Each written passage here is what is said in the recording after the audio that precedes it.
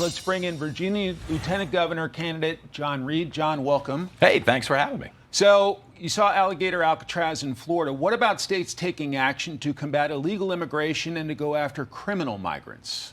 Yeah, I think that the American people made the decision that that's what we wanted, is that we've been overwhelmed by people who are here illegally. The workers of the United States are being mistreated because they've got people who are undercutting them, taking jobs.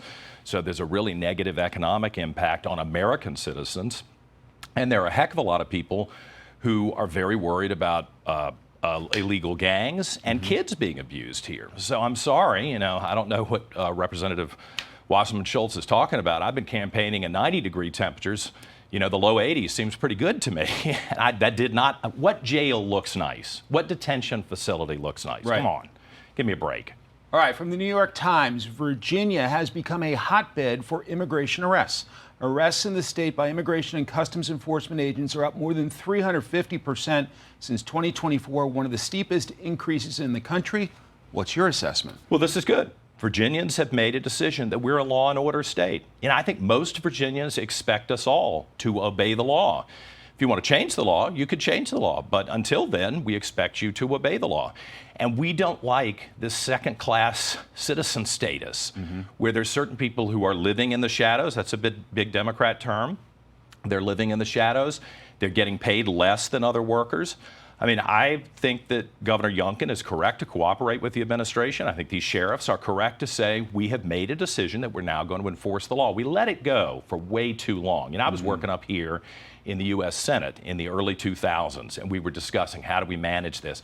Now we're in 2025, and somebody's finally doing something about it. And the people that they are going after are folks who have found themselves in court, by and large. So there's something else that has triggered the attention of federal officials. I think that's just. Let's talk about your race for Lieutenant Governor of Virginia. Yeah. You've challenged your Democratic opponent to 10 debates across the Commonwealth of Virginia. What's the state of the race, and has she said yes yet? She has not said anything that I'm aware of. I get up at 4 o'clock every morning and I roll over and look to see if there's an email from Senator Hashmi saying, sure, I'll do the 10 debates, or even a counter proposal. Right. I hear nothing. And I don't think Virginians are going to buy that. I think Virginians want to see the candidates for statewide office debate the issues. My goal was to do it regionally, so that we didn't stay at the 50,000-foot level. We got down into the nitty-gritty in different parts of the state. Virginia is a very different state. If you're in Northern Virginia, you're in Southwest Virginia, Virginia Beach, Richmond. It's a big place with a lot of different issues. Sure. So she hadn't done it. The polling looks good. I've got different polls that show me in the lead, little lead, which I'll take, and then tied up. A lot of people undecided. So, it's incumbent upon me as a new person, as an outsider, to get out there and meet as many Virginia voters as possible and to talk about issues that everybody else is trying to dodge. I'm not dodging the issues. Virginia has the off-year election. Everybody will be looking at it here in the pundit class about what it means for next year's midterms.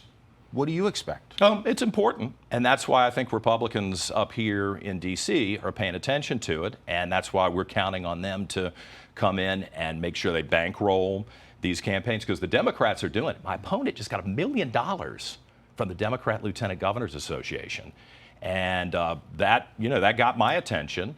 So if we want to support the administration, if we want to make it clear that Virginia is a law and order state, that we're not going to go with these radical leftist socialist policies. Some people are even saying that my opponent is the female version of the guy in New York who got the Democrat nomination for mayor of New York. Now, that's kind of shocking to Virginians. We didn't think we'd be in that situation.